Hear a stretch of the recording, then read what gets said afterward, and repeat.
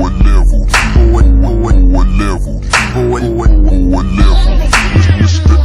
L live, Mr. L live, and that Mr. L live, and that boy level, boy level, boy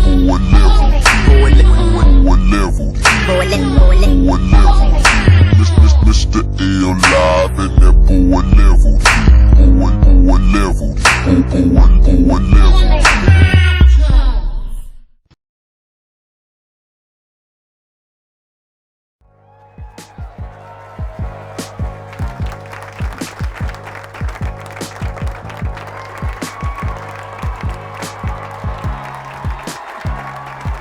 What's up, people? This is your boy Levelhead back with another live and Level Gamers podcast. I have a crew with me today, familiar faces, but not familiar necessarily with this podcast. My boy Live is not in pocket. Hopefully he shows up a little bit later, but if not, it's going to be okay because we got very well-spoken individuals representing tonight. So let's start off with my boy, the one that always does this with me. John Shaw, introduce yourself, man. What's going on, everybody? It's John Shaw, TheVideogamher, back for another podcast. And my other brother that I've been on my podcast plenty of times. Go on and introduce yourself, man. Hey there, fools. Mizzah T. And then I thought I'd get away from the hard legs and bring someone else on. Her first time on the Live and Level Gamers podcast. But I let her introduce herself, so go ahead and introduce yourself. What's up, everybody? It's your girl, Nia, TheVideogamher, and I'm just happy to be on the podcast, man. Like, this is a podcast I watch all the time, so it's pretty dope to be on the other side of the podcast, so, okay. Yeah. Well, first of all, just appreciate you taking out a little time of your day up on our podcast. Nice to have a feminine voice on now. You know, this is the first for us, so, well, at least for this podcast anyway. But let's keep this thing going. You know how I do it. I always start out with what you're gaming on. We got a lot set up for you, but I just want to go there first. So since, Nia, this is your first time to video game her, what you been gaming on here lately? Let's see. I've been playing Halo 5. I've been playing Black Ops 3, and I've been playing Yoshi's Woolly World. That's pretty much it. Now, okay, so Black Ops 5, Halo 5, and Yoshi's Woolly World. How's Yoshi? I haven't played that one yet. Yoshi's actually pretty good. I had a chance to play the local co-op with my boyfriend over the weekend, so I haven't had a chance to play it alone. But so far, it's really, really good. It's a lot better than I expected. Very pretty, gorgeous game, like super pretty. But yeah, I enjoy that at some point. I still got to get Mario Maker as well. Oh, Mario Maker is fire. You need to get Mario Maker. Yes. Okay, well, how's the Halo? Halo is also fire. It's dope. I like it. I like it a lot. Now, is it true that y'all beat it in 5 to 7 hours? Yeah, me and my homie beat the campaign in 7 hours. We did. It's the truth. Microsoft should be ashamed of themselves for putting that. All right, we talked about, got to be fair. We talked about the order. You know what I'm saying? It was only 5 hours. We gave that all types of hell, but. I mean, one thing I can say about Halo is it's like actual gameplay, but that's neither here nor there. Okay. All right, let's jump to my boy Mizzah T. What you been gaming on, man? Same here. Yoshi's Woolly World, Mario Maker. I actually figured out how to get my my saves back on my Xbox. I'll tell you about the problems I had with that. Where I had to dump the whole hard drive. Right. But I was able to recover my save files. So I started playing, trying to finish up Witcher. So I've been playing that too. So. Man, are you enjoying Witcher 3? Because I'm interested in getting it, but I'm like, I don't know. You know what I'm saying? I'm torn. I can't really recommend it because it's unless you're in a series, like unless you like, because it's different. Like as far as like the mechanics and just the gameplay elements, it's a little, it's not probably what you expect by looking at it. To me, it kind of feels a little off, with the combat. I'm kind of used to that because I played Witcher 2. Okay. But I mean, it's a good game. Yeah, I don't know if I could recommend it to you though. I don't know if that's gonna be. Yeah, I've been looking at it, man. You know, I mean, I'm trying to broaden my horizons, so to speak. You know what I'm saying? So, I'm gonna buy that Xenoblade. I know. I don't know how I would feel about that gameplay style, but I'm gonna buy it though, cause I gotta experience that. Yeah. What else you been gaming on, man?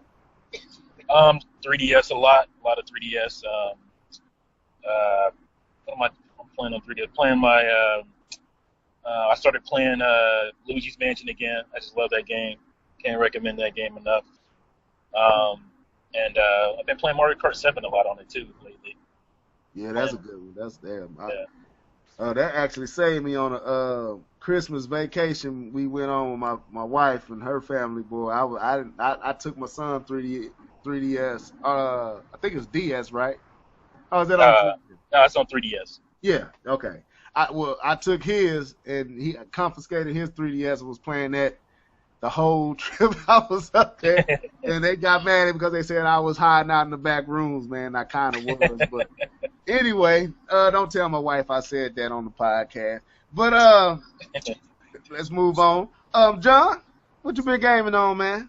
I've been playing that Need for Speed, that Halo 5, the Black Ops 3, and then a couple nights ago I downloaded that man, what's that game called on the photo game? Photo game. Oh, on WiiU? Yeah, what's up? Photo game. No, You talking about Fatal Frame? Yeah, that one. Yeah. This dude said the photo game. That's what it is. We don't always know the name, but we got something to get you right. That's what I did for like the first 5 minutes of the game. I was just in there kept taking pictures of the girls. Like, oh, this is fun. So she was sitting there posing. I was like, oh, okay. You know what? It's like, I'm a photographer. So I'm like, oh, okay, it's fun right here. Let's go. I gotta erase some of my stuff off or get an external hard drive because I don't got no space to download it. I want to try it out, but I ain't got no space to download anything right now. What else you been on? No, that's it. Just Fatal Frame? Oh, I played a little bit of Mario Maker, but I had to send that back real quick because it's something I forgot was coming out next week. And I need to get. I'm already behind. I told you that. I was talking you that on the phone. Yeah. What's coming out next week? They got that Star Wars, and I missed out on Tomb Raider and Fallout, and I missed out on a whole lot because stuff just came out too quick, and I wasn't ready for it. Okay. I was supposed to be done with Halo and didn't even start the campaign yet. Stop playing online so much, man. I was supposed to be in and bought Metal Gear, didn't buy it, but I can't send that back because I'm still playing that. So I sent that and Need for Speed Fatal back. Frame. That's shocking. You like Fatal Frame? What? It was cool. I didn't get into it yet. I think I fought one monster, one ghost or I want whatever. to try it out. I really do. I thought I wish they would have brought that over when we first saw it because I got one issue with it. I don't know. Something's weird with the walking and the aiming. It's something about that issue. I thought maybe I was feeling weird or something because I was like something just don't seem right. It's like okay. You heard about the issues with the where you walk in the game, Mizzah T? He might hit the Say it again, sir. I said, have you heard anything about the walking in Fatal Frame, the issues with the walking? Yeah, I played the demo. I played the crap out of the demo. I'm gonna get the game eventually, but yeah, I mean, it's an old school, horror type game. So it's what's the best way to say it? It's kind of it's limiting as far as like your movement.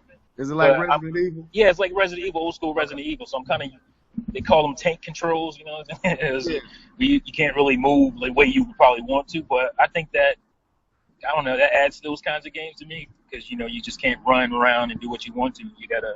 No, I mean, it feels like, like when you walk in and you aiming and stuff. Yeah. It kind of feels like it should be switched.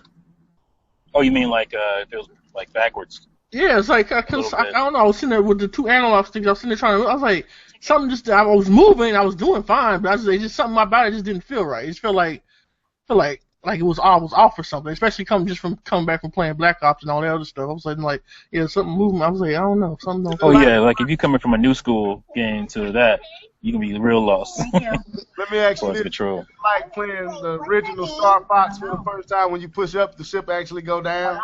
Oh yeah, kind of like you talking about what do they call that? Inverted. Yeah. Yeah. Is it like that? No, it's something. It's similar to that, but I just feel like the analog stick should be switched a little bit. So it's like, I don't know. It was just it's hard to explain it. It's not inverted because I actually went to the menu and tried to invert it, and that just messed everything up. So but I don't know. Other than that, it was fun. I kept taking pictures of the girl and stuff. She was posing. I was taking pictures. I was like, cool. Something else, man. Anyway, as far as me, man, I've been playing that Rise of the Tomb Raider. I heard that was really good. Dude, I'm telling y'all, man.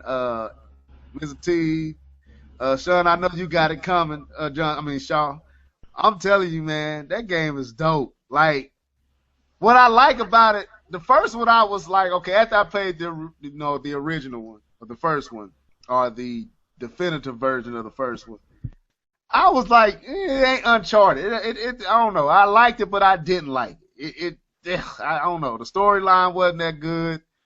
The settings wasn't fun. It just wasn't good. It was all right. It was average. It was okay. This one good. Like, you can go off the track. You don't have to stay with the storyline, and you can literally get lost in the world and not be doing anything that pertains to the story. Like, I'm really looting these dungeons and these tombs, and it's like, and when you find them, they obscure, but when you find them, they elaborate in design. Like, I put a post up on Twitter last night of one of the tombs I found, and the entrance to getting into the tomb. I'm telling you, I was like, whoa, this is already epic, and I'm not that far along in the actual storyline. So this is just me, going into caves, fighting off, bobcats or jaggers or whatever they were, and bears and wolves. And I go into their caves and find stuff in there, and then go off into this back route and find this entrance to a tomb, and it take you to this elaborate place. It's real good, man. I've been playing it for the last week, but I ain't got but a couple of hours in. Like, I got about 6 hours. But a lot of that's just been traversing through the actual stages and looking for stuff. So I've been having a good time with it. So I recommend that. Also, went back. I'm still playing the original Uncharted because I had never played it. So I went and bought that. Plan on getting Mario Maker and Woolly World when I get the chance to. So, and then I think I'm going to get Halo 5 and some other games as well. So anyway, that's what I've been gaming on. Everybody went quiet on me. I don't know. I was just waiting. What happened? I'm like, well, did they vacate? Did I get booed? All right. So anyway, we got that portion out the way. Let's jump into the podcast. Everybody knows that the Nintendo Direct happened yesterday, but I want to do something that I feel like will be very educational and very nuanced in this gaming community. I brought my boy Mizzah T on because, for one, I want him on anyway, but I made a response video to Active Gamer Life podcast with him, Terminator Juice, and Mizzah T. It caused a lot of hoopla in the comment sections. People was getting out of hand. I saw you check one dude, T, and I had to check him myself. I'm like, man, I didn't even know what he was calling you. I had to go look it up. Yeah, we crossed before. He said wild stuff to me before. So, man, and when I looked up what he was calling, looked up what it meant, that's why I made my statement. I said, well, I'll be smiling and sleep. I'll be a smiling and sleep wanker, whatever he was calling you. But anyway, yeah, that's a European thing. Oh, okay. Yeah, I've heard about England. When I looked, I was like, oh, so you trying to say I do that? Well, I think every male done done it at some point or another. So. Anyway, I'm wrong for that one. But let me ask you this, man. When you watched the video, what was your initial take? Was it offense or was it what? You know. I mean, I guess I took a little because I didn't think I don't think we were telling people to not have high expectations. I mean, I may have said it in a video here or there, but I don't really ever tell anybody what to do. Like, you shouldn't do this, you should do that. I'll tell you what I'm gonna do. Like, I'm not gonna be overly excited about it. And right. So to me, I don't see why there would be a problem with me saying how I feel and what I'm going to do. I would, like I said, I've said it before. I would never tell anybody else what they should or shouldn't do. But I'm gonna tell you how I feel and what I'm gonna do. You might agree with that, you might disagree with that. But I mean, I'm listening to the podcast. I'm like, I don't think we said anything too crazy as far as that goes. I thought we had pretty good expectations. Me myself, I was thinking 3 to 5 new games that we didn't know about. I think they showed like 4. So I think I was pretty close on that. Red, he said he was looking for 10 new games. I mean, I think that's high expectations right there. I think. Right. So I was confused. I didn't think that podcast anyway warranted a response like that. Well, I mean, it wasn't really at that particular podcast. It was just that narrative that I thought we not just you and me. I mean, when I was making the video, I was adding myself in it as I have made those statements as well. You know what I'm saying? Yeah. So it wasn't like I was like, I'm tired of this statement and y'all need to. No, I'm saying I'm tired of us making that statement at this time in the WiiU lifespan. And that's where that was my angle. It wasn't necessarily that particular podcast. It was like, do we need to keep that same approach at this point in time with the WiiU? Now, like I said, you just said what you felt. I'm not finna go back over what I said. But real quick. Let me just say, like, go ahead. I think my issue was that, like, I mean, you went over a lot of stuff. I can't remember exactly, what you were saying, but stuff like you're talking about third-party support, and you were expecting to see some of that stuff. I'm like, well, I think we way past all that. Like, I wasn't expecting. You were talking about. Hold on, you were talking about E3 2011, what they promised. I'm like, again, bro, like, I think the writing is on the wall for WiiU as far as all that stuff that they wanted to do. Some of that's Nintendo's fault, but some of that's third party's fault too. They backed away. Yeah. So I just felt like you were putting a lot on this direct shoulders because of all your past, everybody, all of our past ails with WiiU, all of our past problems with it. I just thought that was too much to put on this direct. You know what I'm saying? Like, right, I got it, and that's what I've made it. Maybe I didn't do a good enough job of relaying what I was meaning when I was going over what happened and y'all can, like me and John, y'all can jump in whenever y'all want to. It's just, like I said, I want to do this for one, to show people that just because you have an opposing thought, friendships and relationships and rapports don't mean it's done because I made a video and it was about something Mizzah T and Red. And I'm not, like I said, in the video, I can't control how they receive it. I'm hoping they receive it from the angle I'm trying to give it. But like you said, some of what I said might have been misinterpreted. Yeah. I mean, another thing is, like, we talk. Like, it ain't like we don't conversate with each other. Right. You could have, like, after the video. We could have got on and been like, we could have talked about that before. Right. So anyway, this is what I meant, and then I let Nia and John jump in. This is what I was trying to relate when I went back to 2011. I was just trying to set up the fact that, in my opinion, Nintendo set up the expectation level, and at this point, being 3 years later and looking at pretty much the end of the WiiU, like you said, it's pretty much done.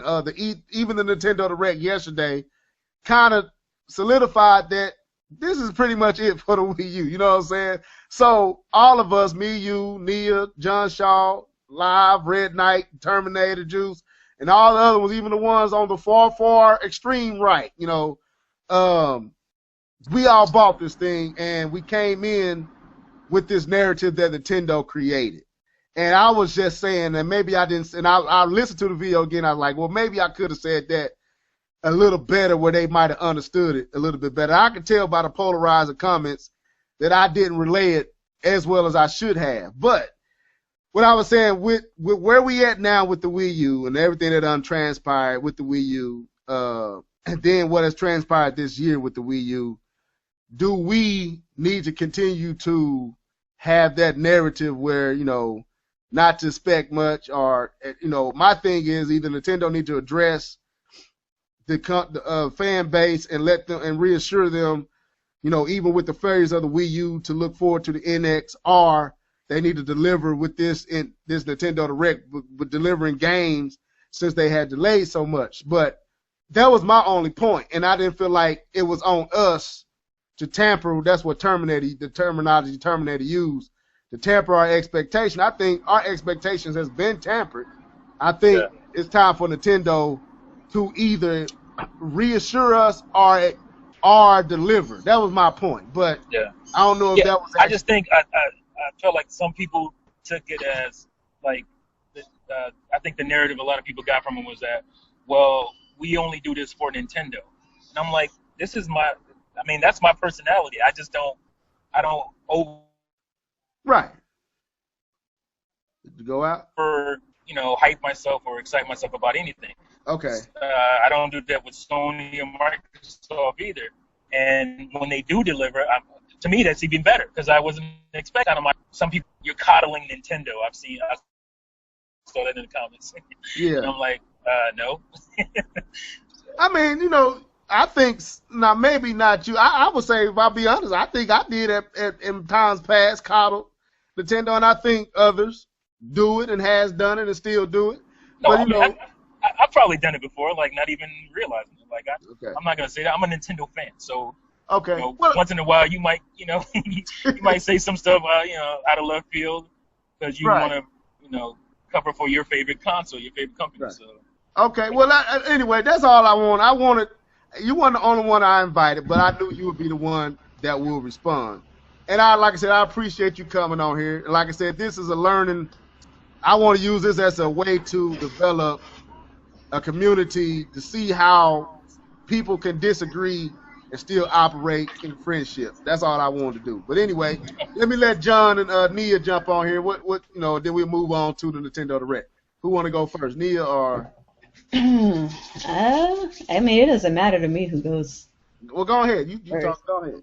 Well, I guess in just in relation to your last video, I don't know. Maybe I am one of the ones who understood, because I don't feel that you said anything that was particularly polarizing or anything that sounded malicious towards the individuals from that podcast. I felt like you were basically just saying, from like a Nintendo fan standpoint, then we should expect them to deliver. We shouldn't always go in with that mindset that, oh, well, it's probably gonna suck, so don't get your hopes up. Because I mean, like, I'm one of those kind of people too, like T, like with the Nintendo Directs, like I pretty much go in with like a level-headed mind, because a lot of people need to remember that Nintendo Directs are essentially like visual newsletters. They're not like E3, they're not like, you know, these, you know, big other trade shows and things like that. They're simply just a way for Nintendo to easily communicate like what's going on with their company and like what's new, what's coming out, you know, just kind of keeping us in the loop.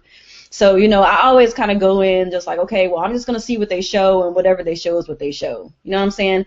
But at the same time, like, I understood, you know, what Level was saying, because so many times, even like if we have just like a moderate amount of expectations, like, yo, like, I wonder like if they're going to show more about, you know, like Star Fox. I wonder if they're like stuff that we probably already know about. You know what I'm saying? Like, we go in with the expectation that they're probably going to show us something interesting from this game, and then when they don't, then everybody's like, oh, well, you shouldn't have expected it. It's like, well, this is a game that's coming out in the near future. Why shouldn't I have expected something interesting from such and such game that we knew was coming already? So, you know, I think a lot of it is kind of coddling Nintendo. It's like, you know,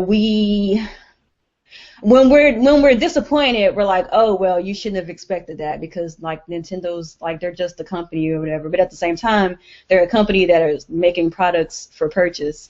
So I feel like if they're a company who's making products for purchase, then they need to make us feel like our purchases were worth it. But I'm at the point now where I'm just kind of over anything, big coming out for the Wii U, because like I really feel like Nintendo is just really just pushing Wii U owners out the door for the next thing. So I'm just like, if they show something interesting, they do. If they don't show something interesting, then they don't. Like, there's no skin off my back. I'm just gonna take my L and call it a day. That's just where I am right now. I think that's what the majority of us are. I mean, even the ones that are even, still seemingly. I mean, I'm not jaded or upset with anything. It's just at this point, I don't think I need to defend anything no more. Right. I'm not saying, like I said, I'm not saying Mizzah T or Red Knight or Juice was defending nothing. I'm saying right now I just feel like, okay, I've defended, I've spoken up, I've spoken out against, and I've spoken for, and I've been patient, I've waited, I've been loyal, I've bought more games than I would normally buy in a generation to help this system succeed. And at this point, I'm like, okay, I don't see what else to do anymore but to just hold Nintendo accountable to deliver to their fan, either by reassuring them that, okay, yeah, we messed up with the Wii U, but we're making this right with the next system, and we're going to talk about that next year. Something as simple as that would have been enough for me, and I'm pretty sure that would have caused a ruckus in this community, because this community toxic right now. Even my video yesterday proved to me how toxic this community is, where you would think I hate Mizzah T them, and I don't. And that's why I was saying I don't know how, because of the toxicity, I didn't even know how they were going to take it. So it was like, I'm sitting here like, man, this is going to be crazy. So go ahead. But the thing, I was just going to say, the thing is, there are a contingency of people who do hate Mizzah T and the AGLs, and the thing is, they would latch on to something like this video and say, yeah, he's getting at them. That's how people are gonna, that's what's gonna happen. But I think I can't really blame you for that, obviously, because you probably weren't thinking nothing like that. You were just trying to get your opinion about it out. But that's what's gonna happen, because there are there's a contingency of people that you're talking about.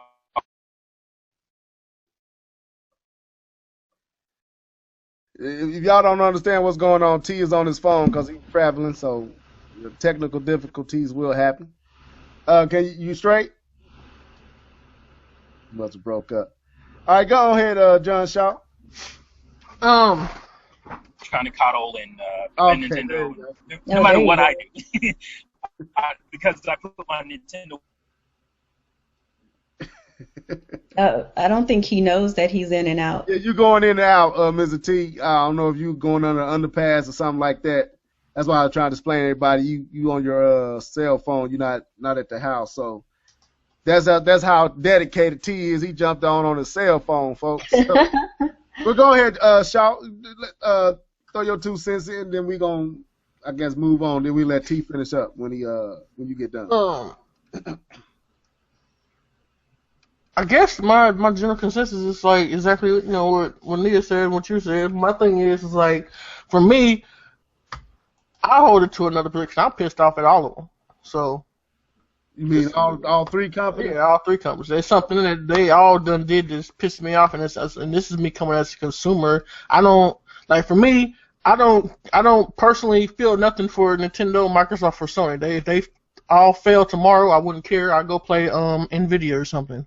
Yeah. You know what I'm saying? And so that's just how I feel about it. And so for me, I look at it as me as a consumer. If I buy your product, then I expect you to support it, and I expect you to meet my expectations for it. Yeah. I'm not asking for anything spectacular. You know what I'm saying? It's like, because I could ask for things spectacular, because there's a lot of things that I won't, but I can ask for spectacular. I'm asking for what's in the means of what you can provide. For instance, with Sony, I'm highly upset with how they did their Vita. I was one of the early adopters for it, and I had high hopes for it. Based on what the previous system did, and all they had to do was add an analog stick and keep doing what they were doing with the last system. But then they changed their whole focus, and then just decided to can it. You know, so I feel burnt on that, and multiple Sony products, but that's another story.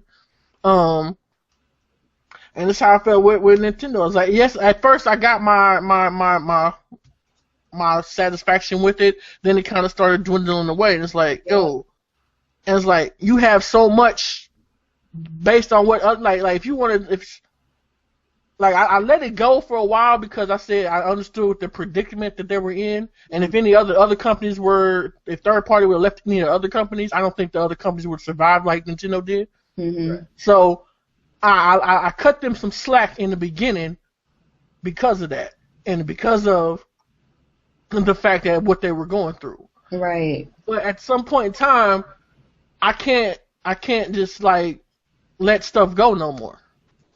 Like you have a whole plethora of IPs that you could have used and that you could have turned around the system and could have kept going, but you keep sitting this. I'm sorry, people, if you like Animal Crossing. I'm not speaking for me.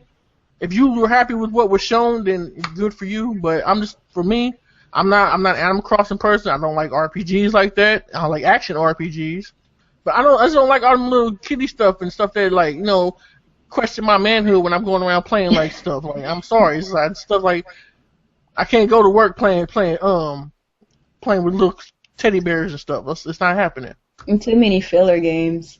Yeah, that too. It's like, what happened? Oh, okay. He dropped out.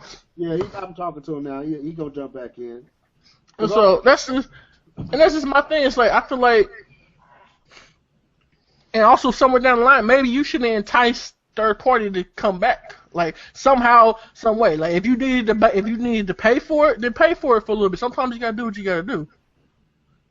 I just feel like the way they did it is that it's not good because they built up a momentum from the E3 before this past one. They had built up a momentum and they it looked had like everybody's attention then. Had everybody's attention, and then all of a sudden they just dropped the ball like F it. You know what I'm saying? I'm like, I don't even want to play no more. Yeah. And then it's like if it's one of those kind of situations too, where if they didn't want to like money hack, because I understand that you don't want to money hack for multiplats because everybody gets multiplats, but get some third party people to make like some of your IPs. You know what I'm saying? Like contract with some people, some of these either these very more capable indie studios to make games for you. And matter of fact, that's what they said they were going to do at that one investment meeting before this E3. Yeah. And so that's what we thought. So when you think about that and what they talked about, and when you go into this past E3, you were thinking that's what was going to be shown. And then what we were shown is a whole lot of garbage. I'm sorry if you, like I said, if I offend you, so what? You know what I'm saying? But this is as it pertains to me and what I like. And I just felt like that was garbage. And then going on through then you announce, then you say something about the NX. It's like, I hope you really are releasing it in 2016 because if you're not, you killed it for no reason. Yeah. For no reason, you killed the Wii U for no reason. When you had you kept going, kept the momentum going and everything. And I've said that before on previous podcasts, but that's where my expectations go, and I feel like they're not meeting my expectations. Okay. And I have these same expectations for the other systems. It's just when we're talking about Nintendo, that's what I'm going to talk about is Nintendo. When somebody wants to bring up another company, just to bring that up, I noticed in the comic session that, and I ain't understand it. That's why I said it was polarizing to me. The video wasn't polarizing, but the response made it seem like the video was polarizing. Right. Like people was constantly saying, well, Sony and Microsoft and that crap over there. I'm like, and I kept asking, I was like, but we ain't talking about Sony and Microsoft, and it's not like I'm asking for or expecting anything from Nintendo that Nintendo themselves haven't shaped me to expect. When you're watching Nintendo Direct, it's not about what Sony and Microsoft is doing. Right. It's like just because I expect something from Nintendo doesn't mean I don't. If I got the Xbox One, how many videos have I made showing how they made me mad when I couldn't play my system on Christmas when I bought the system. I'm out of space because I had to download or upload all these games to it. I don't have any more hard drive. I had to erase a game just to play Rise of the Tomb Raider. So there's flaws all across the board. PlayStation, right. Microsoft, and I hold Nintendo to because that's my favorite platform, a high standard. And it's the standard that Nintendo has conditioned me to have. But I've noticed that, you know, since we have been also conditioned to be disappointed, sometimes we allow that conditioning to keep us in a place where we don't expect much, when even if we know we're going to be disappointed, we should expect more. It's like you said in the video, like with the gamepad, right? Like, why didn't they use that more, other than just for off-screen play? Right. You know what I'm saying? That was like, to me, that was a lost opportunity that I felt like they could exploit. So, like, just like I told you with the Fatal Frame, I was just having fun, just messing around with the camera feature, just taking pictures. Right. Wasn't even doing that. I spent like a whole 10-15 minutes just doing that. Right. You know what I'm saying? My girlfriend told me, "What are you doing?" I said, "I'm taking pictures." Okay. Well, I don't want because this could become a slippery slope where people think you throwing salt. So we and with Mr. T not, you know, out, you know, I was really just trying to show. No, I want to let stuff know. If I have a problem with you, I will say your name. Right. If I don't say your name, then that means I'm not talking about you. You better look up who I am, because that's how I came into the industry. Right. I will right. say your name. And so if I just say your name, then I'm not talking about you. And like I said, what I was trying to show is people. This is why I said that this community is so toxic. Because I made a video and I said something to Terminator Juice, Red Knight, Mizzah T. Now, if I was one dude was like, you going at these guys in this podcast. I'm like, dude, I've been on this podcast. I said at the beginning of the video, these are my friends and colleagues in this YouTube community. So these ain't like people that I haven't talked to off camera, you know, off the mic. You know what I'm saying? Playing Splatoon. Me, you, John, and Terminator Juice was playing Splatoon for about 4 or 5 hours, clowning. You know what I'm saying? Over Google Hangout. What I was saying is, like, I wanted to show, like, Mr. T coming on to show that, yeah, I made that video. We still cool.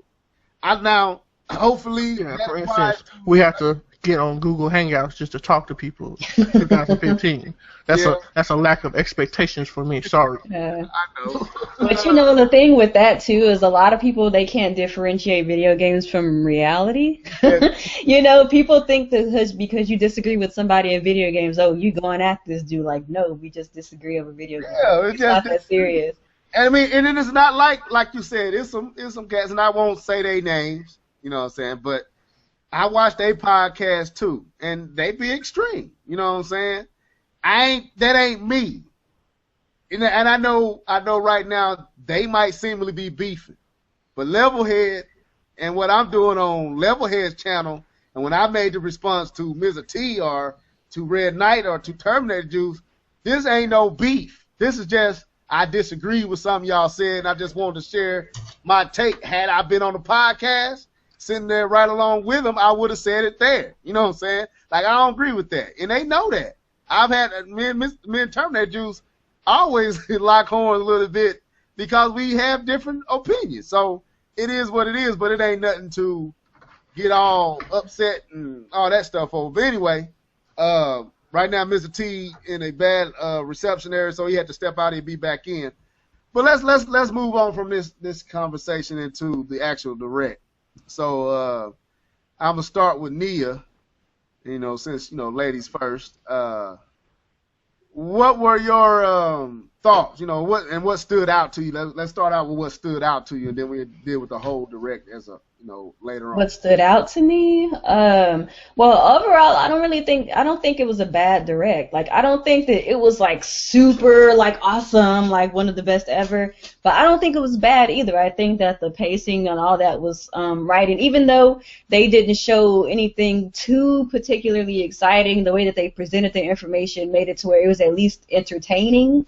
I mean, I guess that means something. I guess I don't know, but. Nothing really stood out to me per se. I mean, of course, the fact that The Legend of Zelda Twilight Princess HD being real was the thing, but usually when somebody data mines the actual eShop, like it's actually there, it's probably true, so I kind of figured that was going to happen.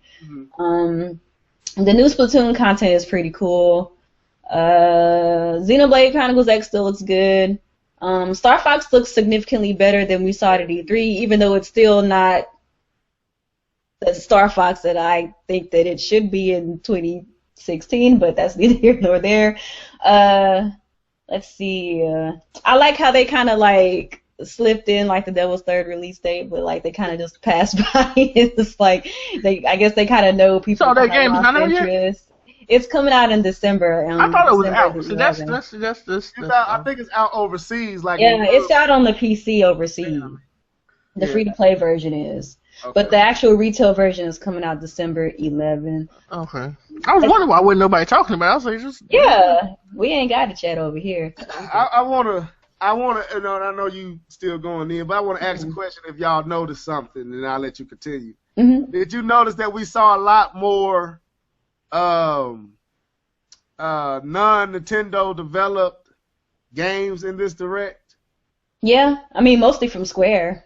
Like when we saw Square, we saw Shannon's Fast Racing Neo. That didn't even make it into the digital event. I think a lot of people made it known during E3 that they wanted to see that game, so Right. they decided to put it in this direct. I think they yeah, done I this. noticed that Nintendo, like we were saying, it was like I remember saying we was on Active Gamer Life podcast. I remember saying there's so much that they had that they could have showed, even though it wasn't necessarily Nintendo. But I noticed in this direct, they did show some love to non-Nintendo developed games. That kind of I was like, whoa, did they just show Shannon? Did they just show Final Fantasy? I'm like, what?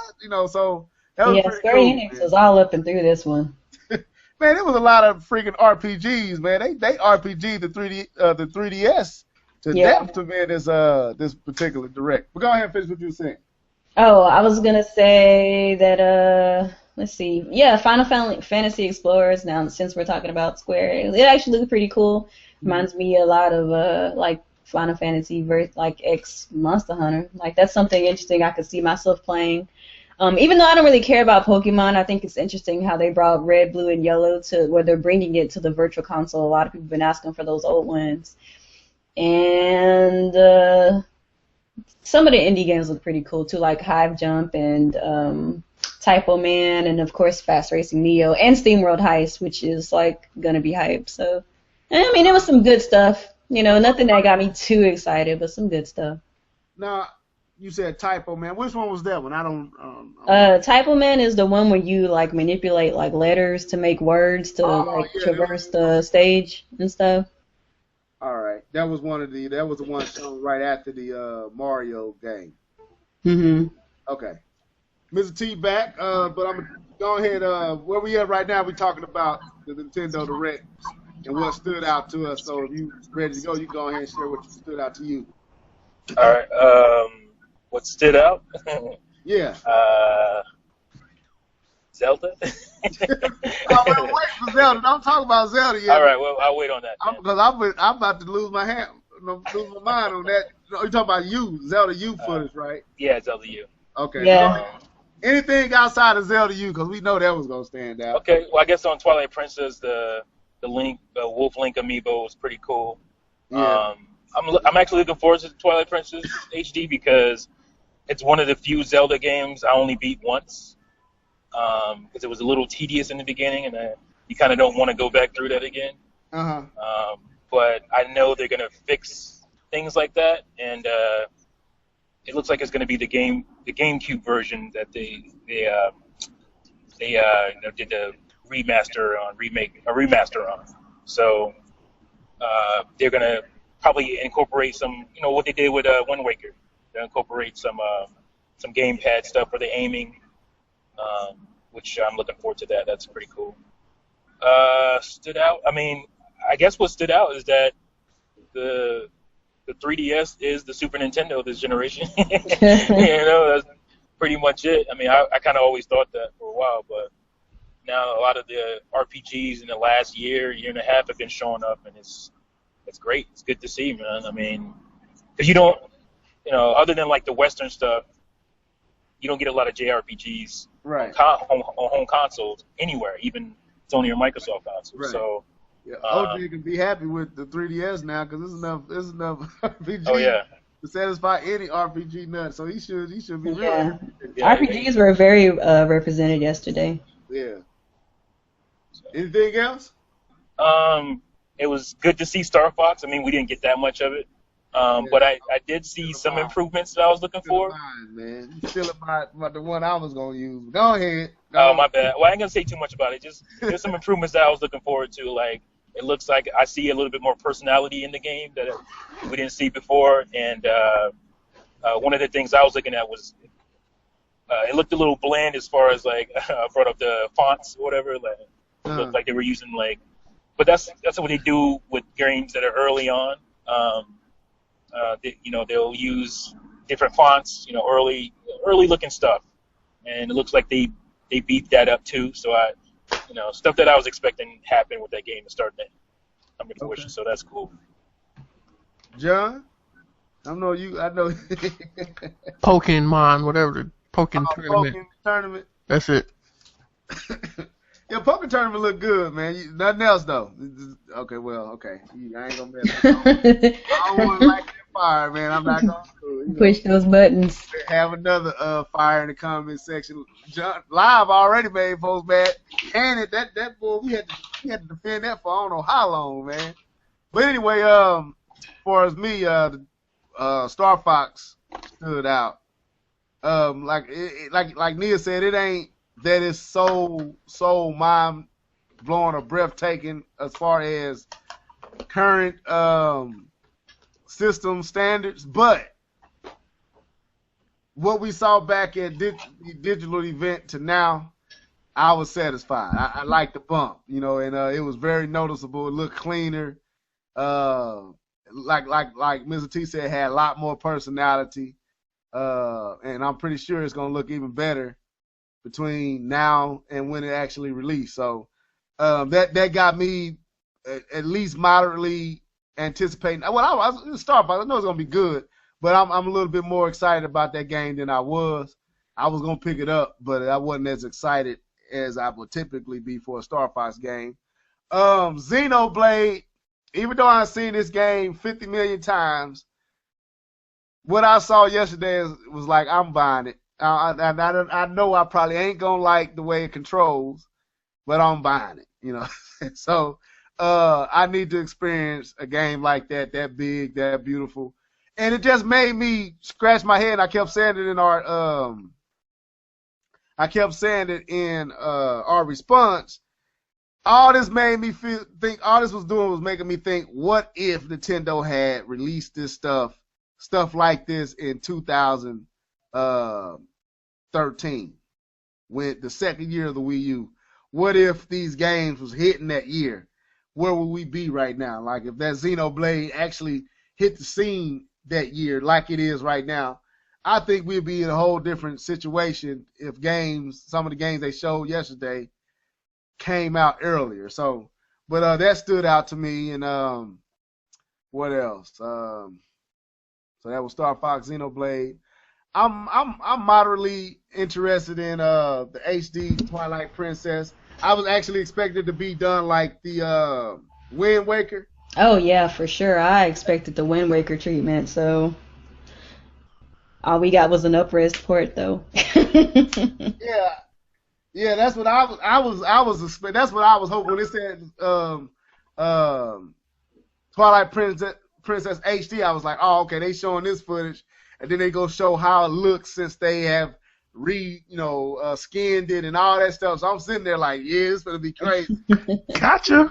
Yep. Exactly. I was like, oh, Nintendo got me again, but it's Zelda though, so I give them a pass on that, and I understand. Like I said, at this point in the system, it ain't no point in wasting resources when you got a Zelda on the way. My issue with that is, why March?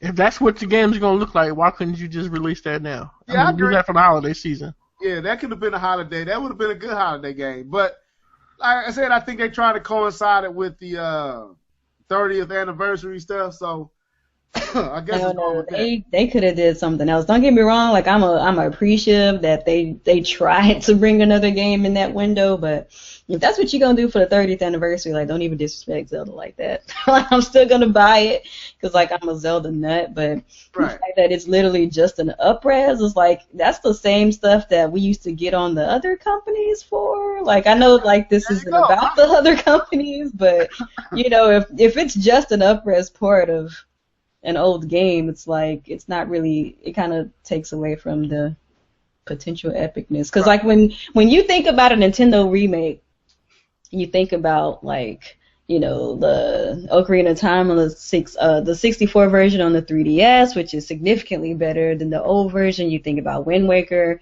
you know what I mean? So for them to do what they did with Twilight Princess, it's like that's a little underwhelming, especially by Nintendo standards. But that's just me. I mean, I agree. John was right on the money. I mean, if you're gonna, and I can't, like I said, it ain't no point in trying to defend it. It's the truth. Like if you're gonna just bring it up to, I guess 1080p or 720, whatever it is, and you're gonna bring it out next year. I think it's March next year. March, yeah. You might as well either if that's all you're gonna do, you can release that now because I don't see where. I mean, I'm pretty sure it's already translated. It ain't like you got to translate stuff. It ain't like you add new content. You just raising the quality of the visuals to more crisper. So, I mean, now if you was doing the whole rescaling like you did with Wind Waker. Yeah, then bringing it out next year, March, is understandable. But even in that, what can you expect at this point?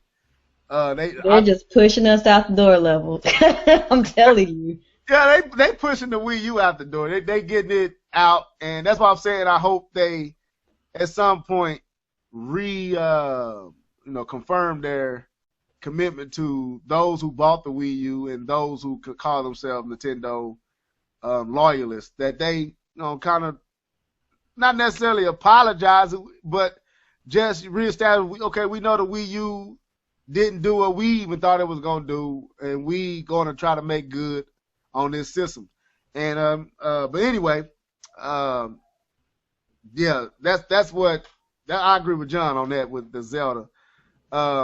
Let's talk about Zelda U, and Mr. T gonna be back in a second. He not far from home. He gonna jump on his computer. But let's save that. Let's save that Zelda till he get in. But what's another game that stood out to you, man? Nia? Pretty much that's about it. What I mentioned earlier. I can't really say that anything else was particularly exciting. A lot of the stuff is really stuff we already knew were coming, and the stuff that we knew were coming, they didn't really show anything too interesting about them, other than the fact that I guess we finally know that Star Fox is looking better now. But I don't want to go in on Star Fox because we already talked about Star Fox, and what about I don't want people to think I'm picking on Star Fox because I mentioned something earlier on social media today, and people are like, "Oh, you're hating on the game." Like, definitely not. But man, if that's how you feel, I mean, at some point we gotta be grown women and men. You can't, like they say, we coddle for Nintendo. We can't coddle people's feelings. Like John said, if this offends you, oh well. This is how I feel. This is my take. Right. Just like it's other folks' take. You know what I'm saying? But it just showed me that we dealing with a lot of immature adults, or we dealing with a lot of kids. I don't know which one we dealing with. So, but what about the Cloud Smash Brothers DLC or whatever? Yeah, the way that they showed them off was really cool. Like I'm not like a big Final Fantasy fan, but I could imagine that if you are a Final Fantasy fan, that would be like a major highlight for you. I really didn't take much from it other than the fact that it looked cool. So I don't really have anything to add to that. But I am kind of wondering because Square seems to be a little too cozy these days with Nintendo, because remember they what was that game? They kind of low-key announced that it was coming to the NX during... Yeah, that was Dragon Quest, right? Was it Dragon Quest? I think That so. they said was coming to the NX next year. Yeah, I thought it was Dragon Quest. Yeah, so I'm thinking that maybe then the NX will also probably get the Final Fantasy VII remake as well. I saw that. I saw Red Knight put a video up on that today. I saw that. I'm not gonna hold my breath, but if the NX is actually a thing, okay, that we want it to be, all this Square love makes a lot of sense. That's all I'm saying. Yeah, Nintendo and Square seemingly are getting a little bit more cozier than normal. And let me ask you this, while we wait on Mizzah T, did y'all see the comments that was it Miyamoto? Wasn't how you say his first name? Sakura Miyamoto made about casual gamers. What did he say? I didn't see that. A while back, where he said they're pathetic because they're unwilling to move beyond the experience that they came in with, like. But that's all they're trying to capture right now. I don't understand. Well, I was watching the video, and this will kind of lead into another place I want to go. He was basically saying that for their next system, he don't want to focus on casual gamers. He want to focus on core gamers. And so does that mean he's gonna put games online? I don't know. I mean, I'm just saying, like, he basically said casual gamers were pathetic. I guess they research and the stuff that they was trying to do, with the Wii, and then trying to, with the WiiU as well, and how he said basically they're not dependable and they don't want to graduate to real gaming experiences. And he said to him that's kind of pathetic. So for the next system, he doesn't want to focus on casual gamers. And I'm wondering, like, is the mobile Nintendo jumping into mobile is obvious to capture that Wii audience that that Wii money that they made with the Wii. But this is also where they're going to deal with the casuals over there, and then on the NX deal with the core gamer and the core gaming experience, which leads to the whole relationship with, Square Enix and all them. I really hope that's the case, and that's kind of what I thought about too as well when they officially said they're gonna start trying to make games for smartphones. Maybe that means that their actual consoles will be, core Nintendo games like they used to do before the Wii. Yeah, I wonder that. Yeah. John, go ahead on that thought, man. This is how out of touch and how late Nintendo gets. Like, we've been trying to tell them that ever since the Wii. You know what I'm saying? Like, the casual market, they don't buy the games. I mean, if you should have did that research on the Wii. You could have seen that all they bought the Wii, and then they had the Wii Sports, and then they didn't buy nothing else. You know what I'm saying? That the data was there for that a long time ago. You know what I'm saying? You had a certain core that was buying the Marios and all the other stuff and things like that. They had a study out on that. It had most of the people that bought the bought the Wii, they just played the Wii Sports, and then that was it. You know what I'm saying? So that data was there a long time ago. Why are you just now using it? Okay. That's my statement. I'm glad you're doing that, but that's like, it's kind of like, wow, you should have did that. You could have approached your Wii U whole different light if you would have used that information a long time ago. Right. Sometimes it seems like Nintendo lacks foresight, and it's so infuriating. They proactive in some respects, and then they really reactive in other respects. Like, they can be proactive with the Wii remote and catch fire, but react to a market that it don't take much to know that you can't depend on them. Like, they go where the wind go. They go where the fad is, and once the fad of the Wii remote left, they was on to the fad of the touchscreen and smartphone, and they was fine over there. So, like John said, it's crazy that they didn't catch that with the Wii. That should have been something, with much research and development they do, that's something they should have been in the know of with the Wii U, with the Wii before the Wii U, in my opinion. And the interesting thing is that's where like the smartphone market is like thriving. Like I mean, it's doing well over here, but it's really doing well over there. So you would think that they would have jumped on something like that a long time ago. Right. But I think that's probably what they were trying to do with the Wii U. Like even though they were saying that the Wii U is supposed to be for the core, it's supposed to be for everybody and you, I think they were trying to, you know, still play both sides of the coin by having like this controller. It's like, oh yeah, well they're into mobile games now, so we're gonna make this screen on this controller. But like nobody cared because everybody already had a tablet, everybody already had like a smart device. So It's like that's just kind of, you know, just another thing with them just kind of lacking like foresight. Like they're either like too late or they just have terrible execution. I don't really know what their deal is, but hopefully they do learn. Hopefully Miyamoto is correct in what he is saying, and then, you know, when the NX comes out, they do kind of focus more on the core gaming because, like, don't get me wrong, I really liked my Wii. I enjoyed my Wii a great deal, but I don't know, Nintendo just seemed to kind of, I guess they kind of tended to whet my appetite a little bit more back in the day when they were actually utilizing all their IPs and, you know, trying to diversify their library a little bit more than they are doing right now. So I was gonna make a video on this, and this is what I feel like Nintendo's issue is. They lack options. That like, too. You know what I'm saying? It's like what you either gonna get a platformer or you're gonna get an RPG. You know what I'm saying? Like when it comes to the other genres, they lack options. I'm saying we got platformers for days, we got RPGs for days. You know what I'm saying? But you got what you fighting? You got Smash Brothers. That's it.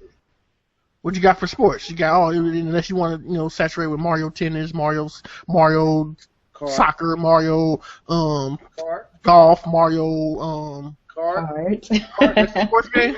You can I consider that a racing game. Well, you can kind of put it in between because people treat it like it's sport because you don't got any other sport. You don't have Madden and NBA 2K, none of that stuff. So that's why I say we lack options. It's like, you know, even though I know we only got one football game on the other consoles and one that's due to licensing issues. Right. But they can make other games. They just don't make it because they don't think people are gonna buy them. But because you don't have to use the NFL names and stuff like that. Right. I think that also goes into like Nintendo they're not willing to like expand their resources. It's like, and if they do it into other things just to kind of make up for what they're lacking. Like the Wii U, you know, wasn't doing very well, so they decided to come out with amiibos to make up for their loss. And while, you know, amiibos are cool, you know, they're cool little figurines and things like that. Like, I don't really think that's where they should be putting their money.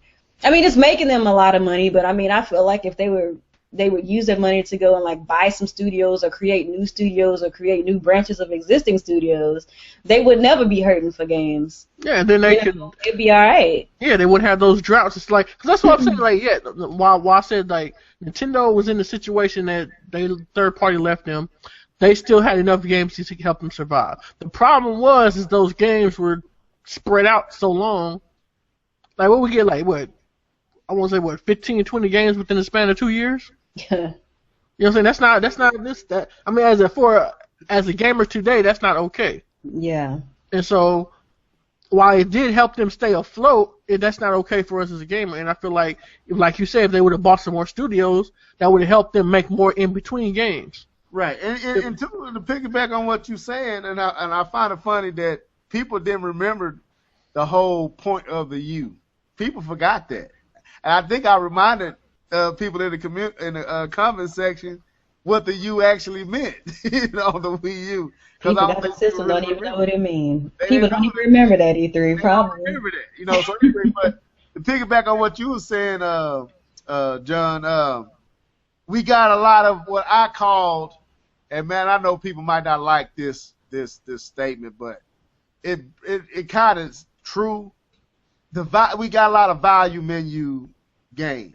B and C team games. Yep. Yeah, now, of course, from Nintendo, these are quality games, but Nintendo is clamoring so hard to make up for um, you hear my phone. People keep hitting me up on my phone, trying to make up for the lack of, third party.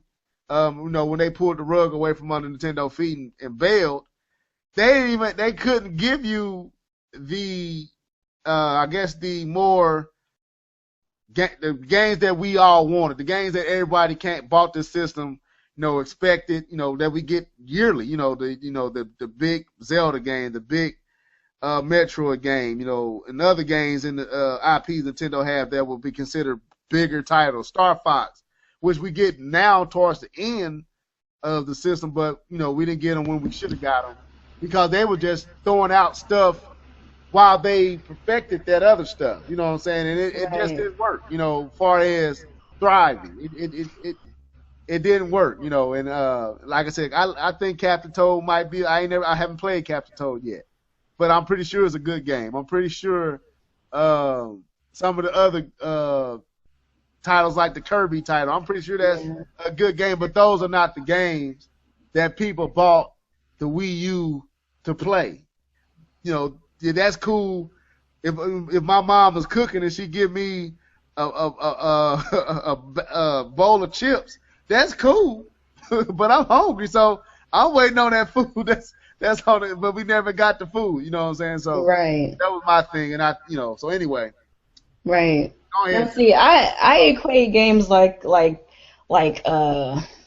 Yoshi as much as I appreciate Yoshi, and like games like Captain Toad, like they were good games, but they're like if I were to equate them to like another company's game, like they're essentially like the order or the rise, to the Xbox and the PlayStation. I mean, like these are games that just kind of are just made to kind of fill your time. They're not really the meat and potatoes of your system.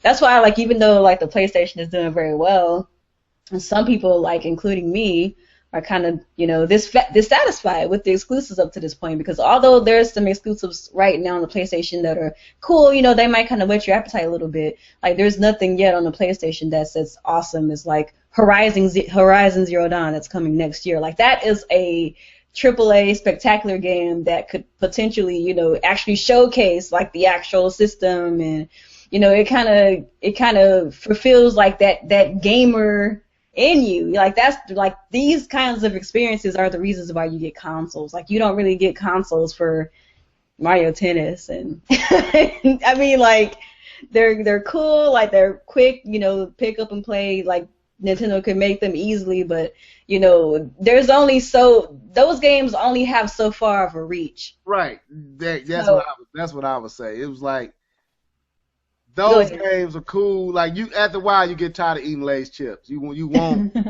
get tired of popcorn. You get tired of like that's finger foods and stuff, until you wait for the full course meal to come. You know what I'm saying? Right. And after a while, you don't want no more golden fish chip crackers or peanut butter and bread. You want something to eat. So yeah, I feel you on that, Ned. I agree. I agree wholeheartedly. So and that's kind of what I mean. And the Wii U, since we know that this is pretty much it.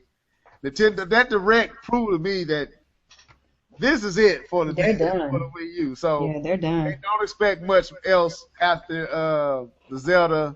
I wonder, and even though I believe Zelda Wii U is coming to the Wii U, I think it's going to the NX too. And I'm gonna say this, and I said this before. I think we've been seeing both footage. They just ain't saying it. What? Like I think we are seeing. Like, if you look at what we've seen from, like, yesterday, that was great.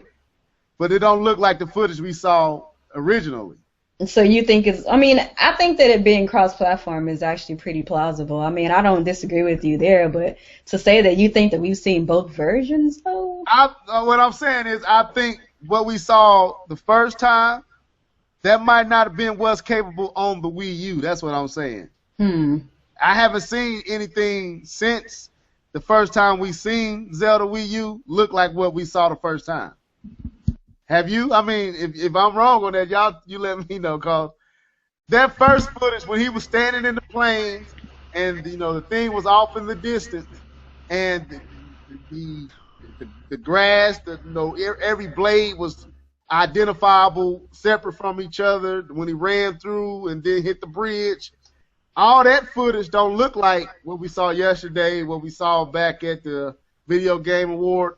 All that footage looked lower res. Then when he jumped off the back and pulled out the, the bow and arrow, and it came up and it glowed and all that. Nothing we've seen since then look like that. Not in my opinion, anyway. I'll have to go back and see that. You're just talking about the little snippet from yesterday, right? I'm talking about the snippet from yesterday compared to when did they first show Zelda? When what's his name? Anuma? Is that his name? Yeah. When he snapped his fingers. Remember that one? At E3. That was at E3 when he snapped his fingers and footage came up on the screen and you saw Zelda on the horse sitting there. And it just looked like a metal plane. You saw the mountains off into the distance. And then he said, "This is the new Zelda." And then all of a sudden, this thing comes out the background and starts chasing Zelda through the stage, get to the bridge, he rips the bridge up, Zelda flies off the horse, and it ends with we thought he was a girl. Nothing since that footage was shown looks like that. It looks good, but it don't look like that. And I'm wondering if that the targeted visuals for the NX, and what we seeing right now is the Wii U version, but there is another version that's going to be way better looking than that, and we kind of got a glimpse of it the first time we saw it. That's my question. You know what? That is a very big prediction. I don't know. I don't know about all that, but yeah, I'm reaching all into the cosmos, but I don't know. Anyway, Mr. T, you back? Yeah, fools, I'm back. All right. So we on the Zelda, man. So what did you think about that Zelda clip that they showed? Obviously, it wasn't much, but I was like paying attention to the details, and there were some details, like even that little 6-second clip. They were. I was paying attention to obviously the wind blowing the grass, but even like the horse. Whatever the horse's name's gonna be, I don't think it's Epona. But even that horse, like going through the grass and the grass reacting to it. Right. Like, you can see the little blades moving out of the way and going down as the horse was stepping on. I'm like, man, that's crazy detail. Now let me present my theory, man. I heard some of it. I just tried to sell it to Nia. She ain't buy it, man. She ain't buy it. All right. John, you hear me still here, man? Remember the footage that was shown the first time we seen Zelda? Mm-hmm. Now, you be real with me. Has anything post that footage looked like that footage? Looked exactly, you mean as like graphically? Yes, graphically as graphically impressive as that footage. No. Okay. But let me just say, we didn't. What did we get since then? We got the Game Awards thing, which was off TV. Basically, so you ain't gonna get the quality in that. Yeah. And we got this thing, this little clip here, and animation-wise, it's on par. Yeah. But I just think that because of what we got in that first thing, we got like a big action scene. You know what I'm saying? Like a big, we had the big, I forgot what that monster's called. But you had that, and then the chase, and then the bridge blowing up. So to me, it's kind of unfair. You could be. I'm not saying you ain't right. You could be. I'm telling you, I'm reaching all the way. You could be right, but I don't think that's the case. I haven't really known Nintendo to bullshit. No, what I'm saying is like, I was using it as to say that I believe that even though that this game is coming to the Wii U, I believe it's coming to the NX as well. And I think that first footage we saw was target rendering for that system. And it wasn't. And what we've been seeing since, even though you're right to say, what we saw in the off-screen footage, but even in the off-screen footage, it was just differences. Like the draw distance was different. Everything was different. In that first clip we saw, even where Link was standing or sitting on I don't think that's a opponent either, but that horse where he was sitting, the draw distance was crazy in that first footage, and everything we've seen since looks like something that could be done on the Wii U. I'm not gonna lie, I didn't think the first footage could be done on the Wii U. I was like, if the Wii U could do that, then people need to shut up about the power of the Wii U. That's what I was thinking, but everything since then looks like Wii U capabilities, but that first footage look like computer stuff to me. Yeah. Well, the thing is about Nintendo knows their hardware better than anybody. Right. Like outside of like Rare, nobody has been able to do what Nintendo has done on their hardware. Right. So I could see how they would be able to pull that out. No, because they created.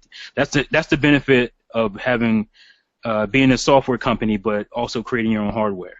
Right. Because it's built, around your software.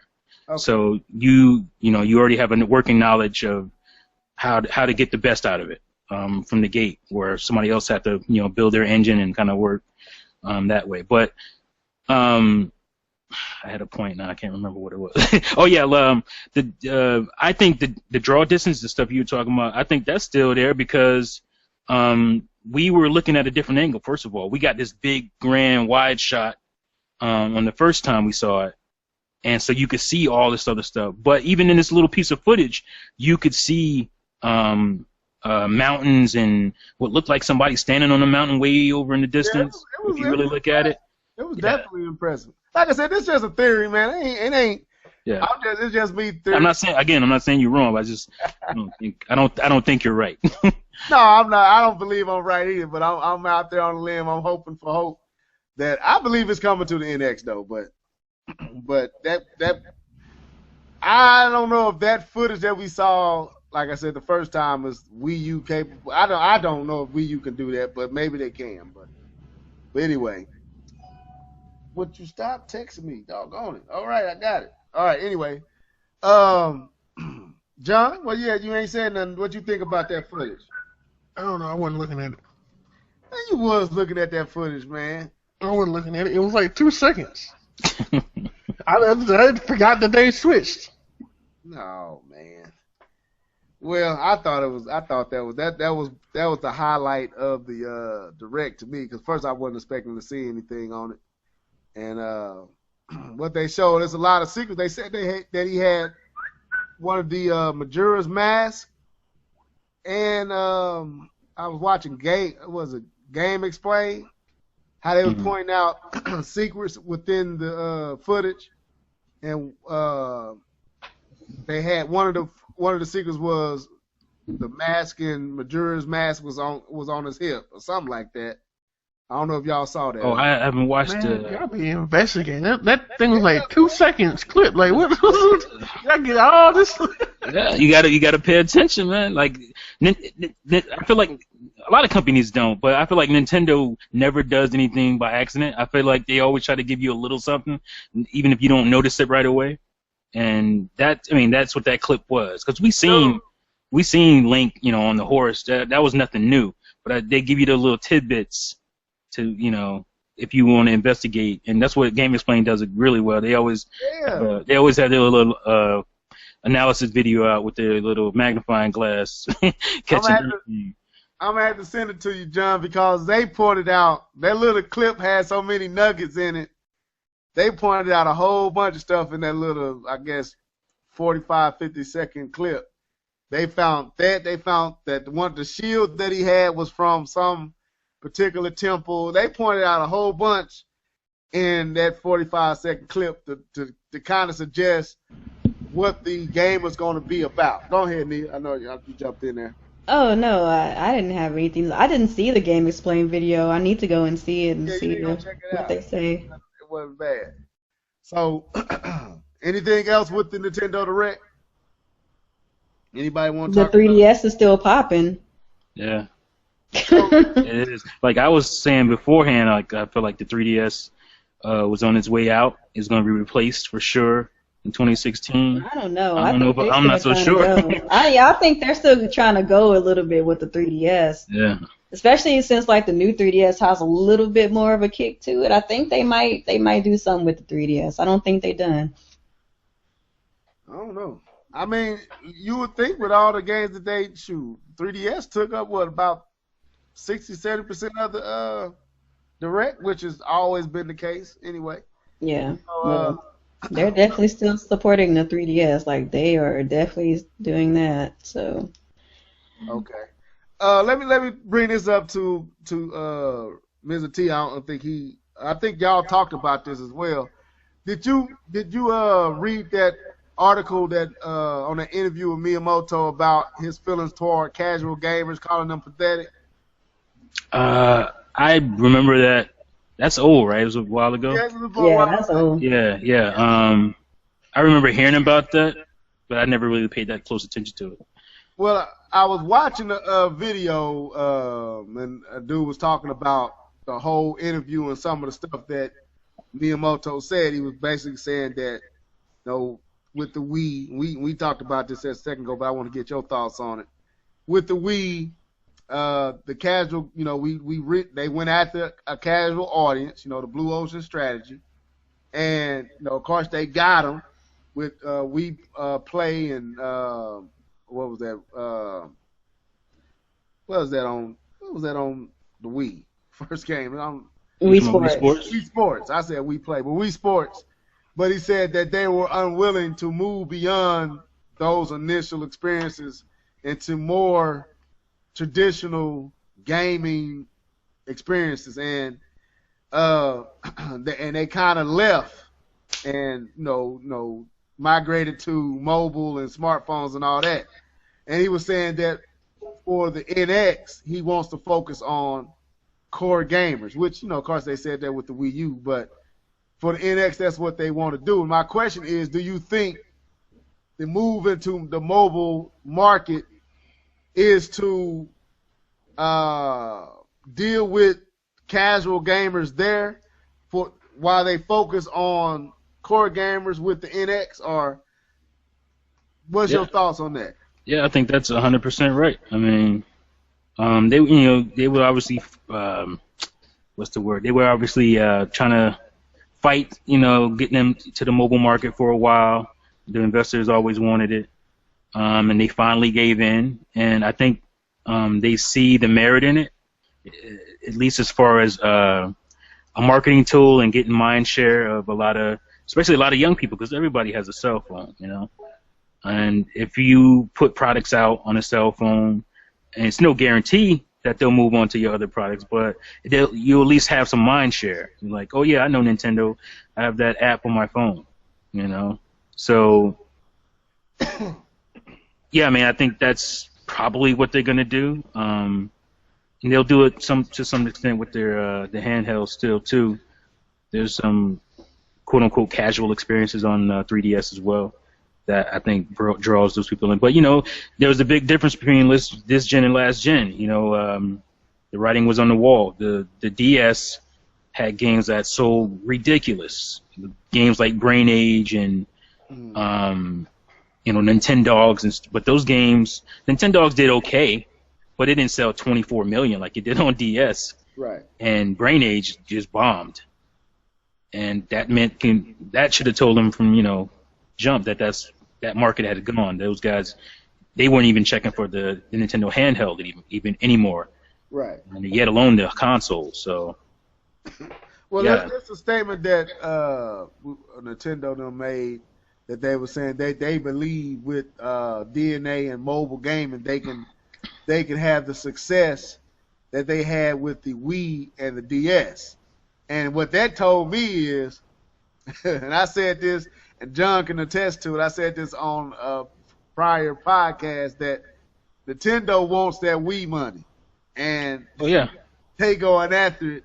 And it's kind of like they hedging their bets. Like, they said that they want to go into mobile, but once they realize the money that they made on the Wii, those people are on mobile, and how much money they generated with the Wii and the DS, they like, okay, if we wasn't going mobile then, we going mobile now because that's too much. That's too many dollars to leave out there that we can make. So we got to go into the mobile market to make it. And like, I'm wondering if they find success, because Nintendo has a tendency, like what we see with the 3DS versus the Wii U.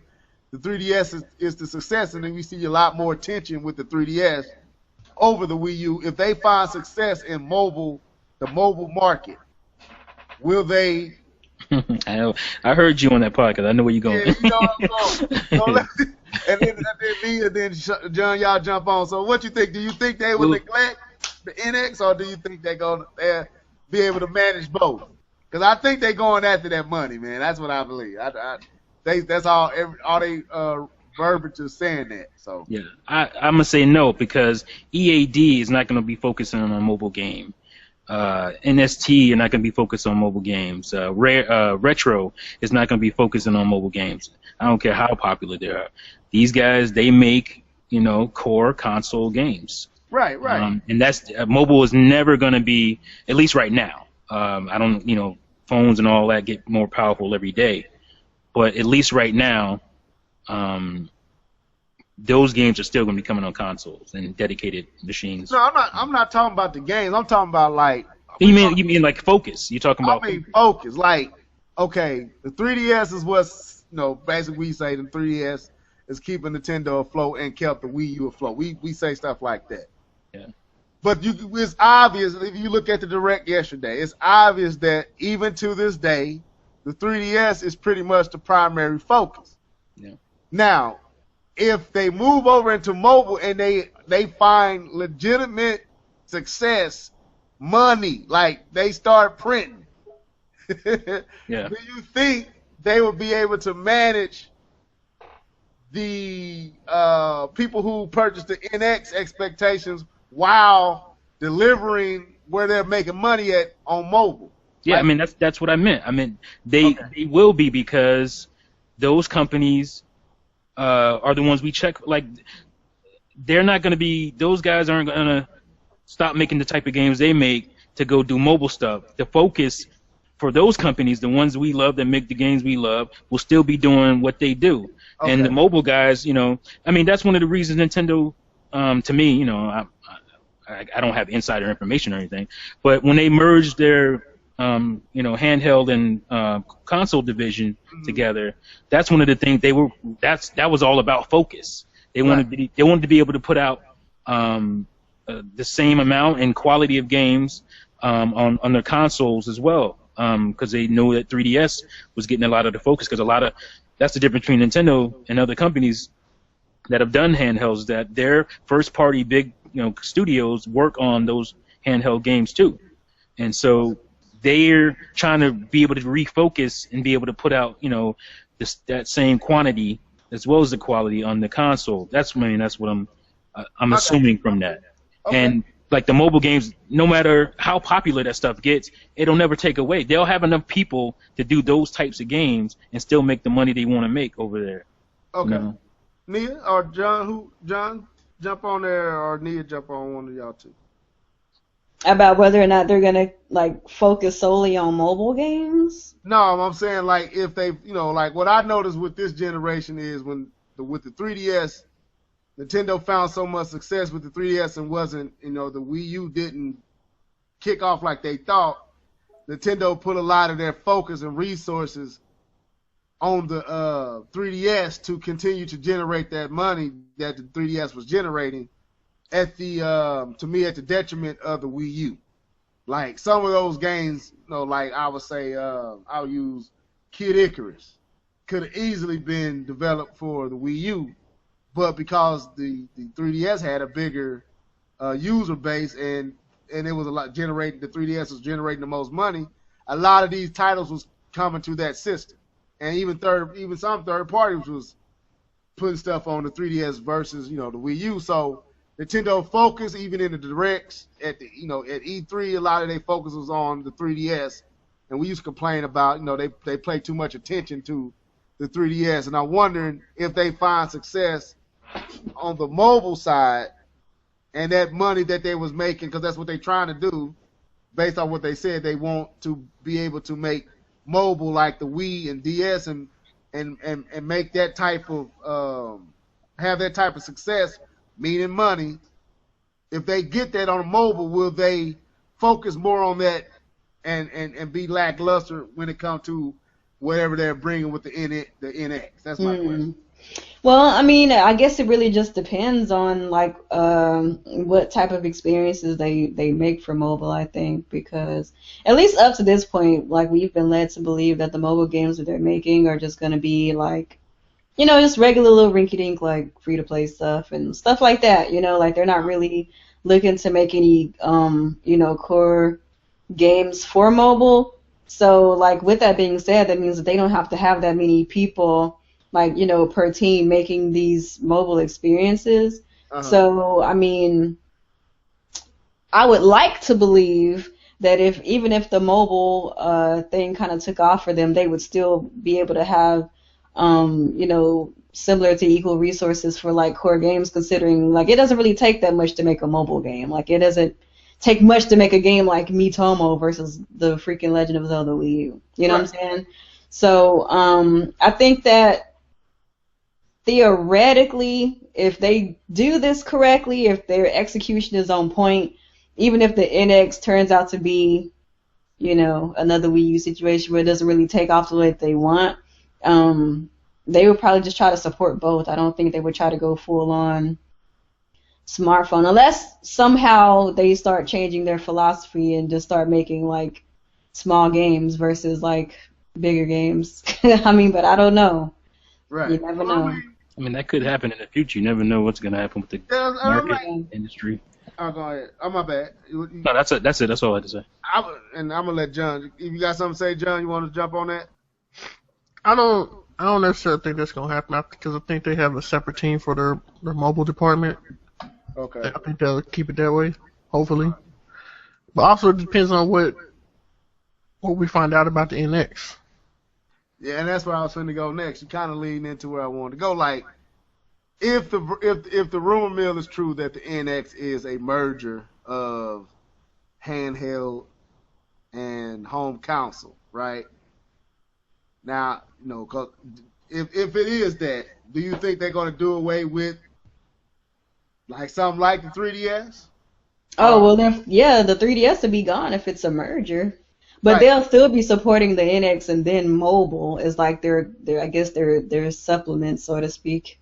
And this is where I want to go. This is okay. So let's entertain my thinking out the box. Oh my gosh. We ain't gonna be on here much longer, but entertain. Now let's say that the NX is the merging and the you know, marriage of the handheld and home console, right? And the mobile, entering into the mobile is to replace what handheld was for Nintendo. Like, a lot of the games we saw yesterday on the 3DS could easily, I kept saying, these can easily be mobile games.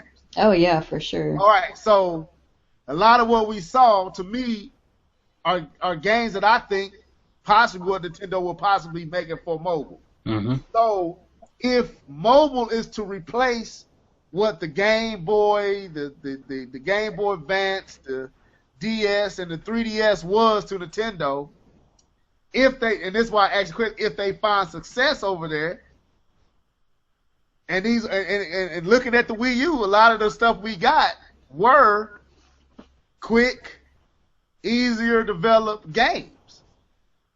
I mean, if you look at the Wii U, we didn't get a lot of the top developed games. Like even Mario 3D World, I wouldn't call a top developed. It was a quick game. It was a great game because it's Nintendo, but I don't think it took much to make it. You see what I'm saying? Like, I don't think what it took to make 3D World is what it took to make Galaxy or Mario 64. Is that fair to say? I mean, I agree. I agree with you. Kinda, but I think the fixed camera was the thing. Yeah, like, I feel like if 3D World didn't have a fixed camera, we might not be saying that. But because the camera was fixed, it kind of felt the game was limited. You know? Like, yeah, you only had certain angles you could look Right. from. It was very, not to say that a Mario game is never linear, yeah. but this was very linear. You do exactly. It was a point. Yeah, you had a time limit. You had a Yeah. flagpole. It was basically like a 2D Mario, but in a 3D world. Right, and it was back to me. It was a 3DS game up-res for the Wii U. Like, it was, to me, if the Wii U was in a different situation, that game probably would have went to the 3DS, and we probably would have got a tradition. But see, that's part of my point though, like about the merging of the handheld and the console. Like, if we had that already, like you probably wouldn't have a 3D land, and a 3D world. You would have got a 3D land, but then because EAD made both of those. Right. If EAD had the resources, they could have made a Galaxy 3 or whatever, a full 3D Mario game like that we're used to. But that's why I think we're gonna where the Wii U didn't have that stuff because of the lackluster sales and the 3DS having better sales. We shouldn't have that issue next time. If the NX is what we think it is, like you'll get those mobile games on your NX, but you'll also get like full on like handheld core games too. It'll give you both. It'll give you that Mizzah. I think Mizzah will be playable on NX too. Okay. The handheld, the handheld version of it. Right. So and that was just, like I said, that was me thinking out the box, because, like I said, I'm just going off what the rumors suggesting that it's a merger of handheld and home. I mean, I'm with you. Like, that was, to me, everybody has their gripes about Wii U, third party this, whatever. My biggest gripe about Wii U is Nintendo games. And like, I wanted more Nintendo games, and we didn't get as many as I was hoping for. Right.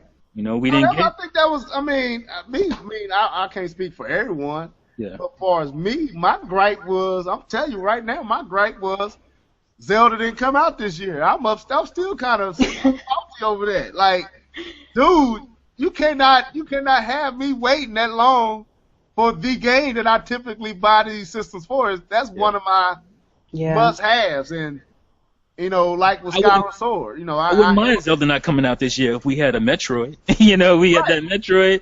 Zelda coming out next year makes more sense anyway, because that's the 30th anniversary. So that would have been better.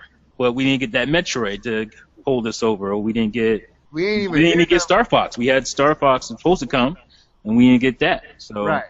Yeah, and that's what that's what my problem. It ain't. I don't care about. I mean, having third party on the Wii U would be cool. Yeah, it's a good bonus. It's great. But like I said when I first jumped on YouTube, people that let me down when it comes to these games is Nintendo and Nintendo only. And I meant that, like, because that's who most of my enjoyment come from, their first party titles. And for the Wii U, that was my disappointment. I got good games on the Wii U, and I got a lot of them. Mm-hmm. But I didn't get those games I wanted. And that would be my only disappointment with the system, and I blame that on Nintendo themselves. But anyway, John, you didn't say nothing on this, man. Go ahead and throw your 2 cents in. Oh, when I envisioned the NX being that hybrid, I believe it's like an extension of what they were trying to do with the off-screen play. Like, I want to take my console game on the go. I don't want a separate mobile entity game. Now, I want my console game. I want to take that with me. Okay. You know what I'm saying? I don't want them to make separate. No, don't. You can say that. I don't want that. I want a console game on the go. That's what I want. That's hybrid to me. You know what I'm saying? I don't want them to start making a whole bunch of 3DS games for that. It's like, that's not. No, I want. Because if that's what I'm thinking, they might go. I didn't know, because I maybe threw some worry in my hopes and stuff. Oh no, I don't think you hear me right. I think we'll get like handheld focused games, but you'll be able to play those on your console, and perhaps the console game you'll be able to downscale and play it on your mobile NX. So we can vice versa. Like, okay, I guess yeah. So basically, you saying, like, with the merger of the development studio, everything will be able to be played everywhere. Yeah, it's like when we get that Zelda NXU, whatever, NXU. I want to be able to take that with me to work. Right. That's what I want. When we get the new Metroid, I want to take that with me to work. And then I want to come home, finish it, and I want to take it home. Take it to work with me and finish it and play it. I mean, that's how it should be. That's how it should go down if they're smart.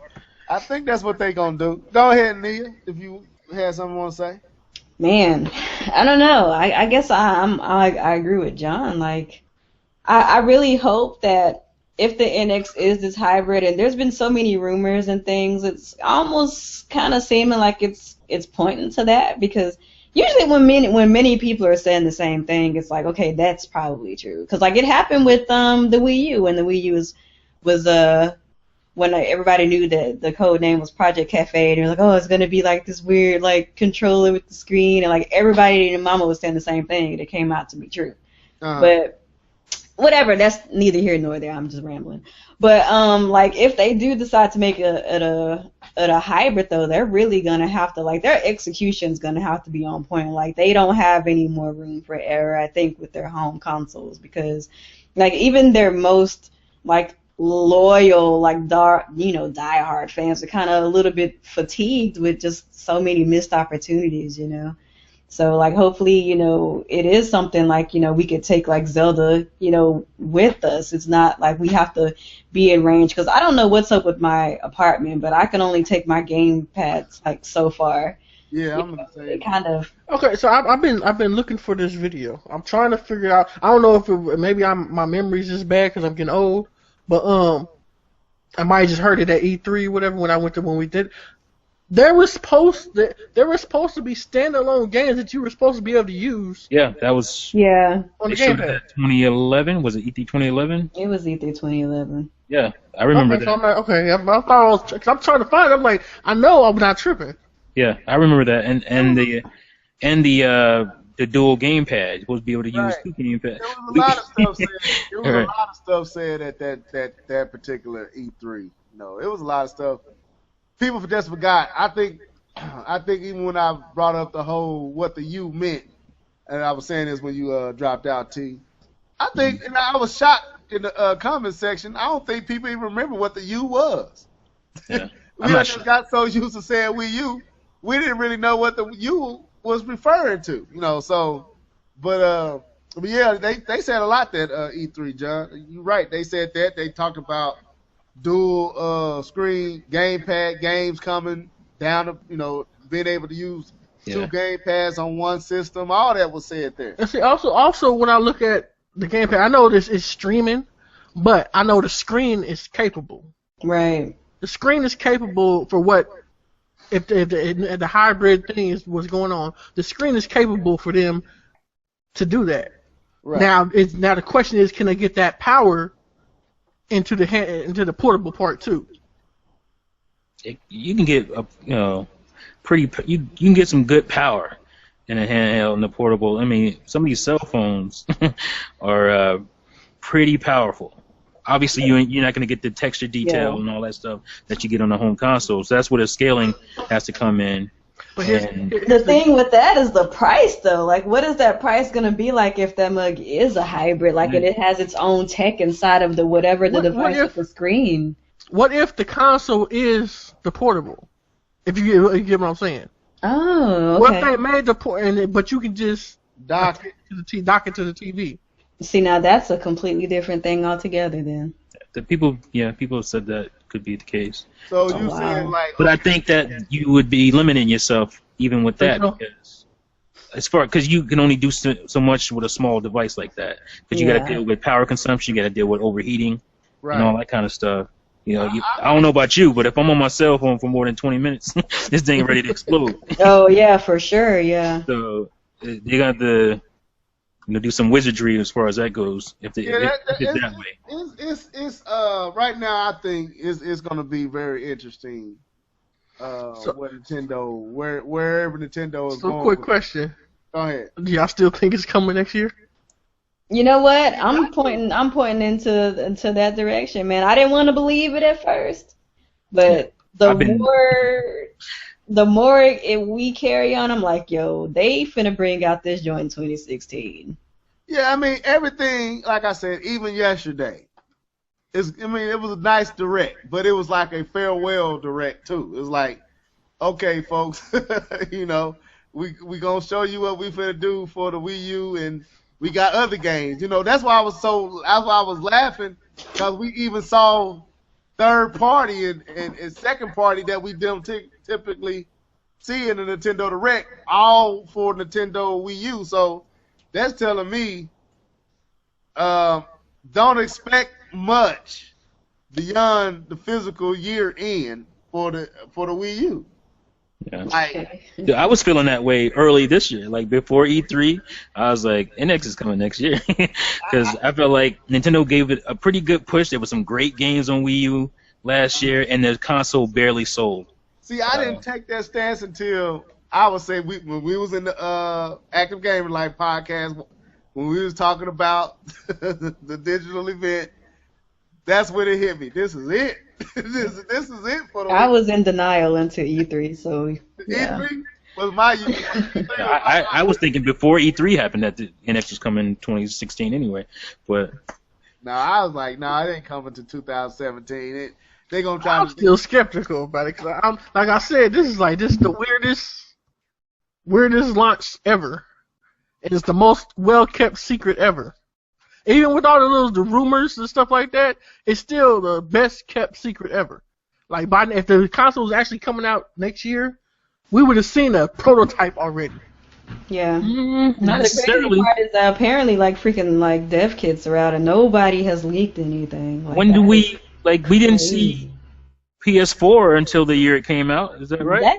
Wait. No, we saw little footage, little bits and pieces of it before that, and Well, yeah, they showed Really? like they showed like a little sliver of the design, you know, real close up shots of that. But I meant like full on, like, all right. This not for is the gonna happen. public. No, you guys did. But I'm talking about like for as far as the media and stuff. Like I held the Wii U the year before it came out, and it was the whole gamepad changed. Yeah, Yeah. I got a whole picture with me with the old gamepad, yeah, I'm seeing that. and it's like it just changed. That was a year before. You know what I'm saying? Like I held the prototype a year before the actual release. I was like, now we got nothing. I was like, it's not even a slither or a picture or nothing. Ah. I don't think it's They got a unprecedented. whole though. lot of stuff. I don't think that's unprecedented. I mean, I don't have the information here in front of my face to say that, but 360 launched 4 years after Xbox.